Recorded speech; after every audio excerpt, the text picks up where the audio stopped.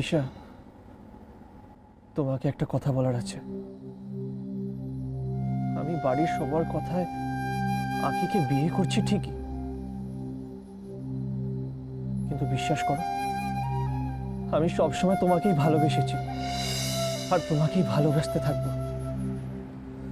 আঁখি কোনোদিনও তোমার জায়গা নিতে পারবে না, কোনোদিনও না।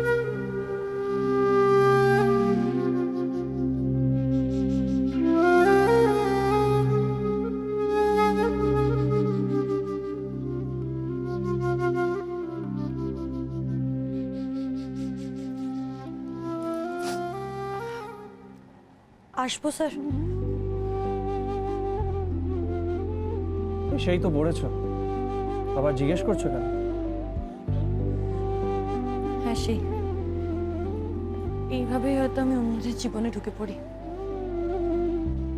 তাই না স্যার? কি ভেবেছো হঠাৎ হঠাৎ এইসব কথা বলে আমার সিম্পথি পাবে? চেষ্টাও করো না। আমার চেষ্টা করতে লাগে না স্যার, এইভাবেই সবাই আমায় দয়া করে। আমার জীবনটা তো ছোটবেলা থেকে অন্যদের দয়া করুণার উপরে টিকে আছে। এসব সহ্য হয়ে গেছে স্যার।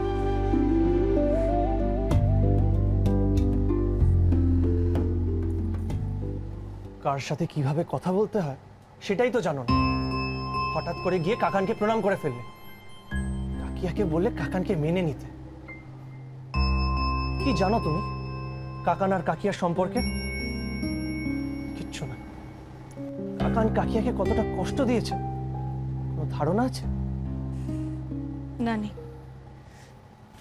কিন্তু একটা জিনিস আমি কাকিয়ার চোখ দেখে বুঝতে পেরেছি, কাকিয়া এখনো কাকাইকেই ভালোবাসে। আর ভালোবাসাই মানুষকে সহ্য করতে শেখায়, ক্ষমা করতে শেখায়। এটা আমার কথা নয়, ভালো মা বলতেন।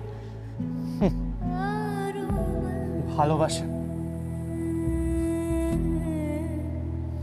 ভালোবাসা কাকে বলে জানো?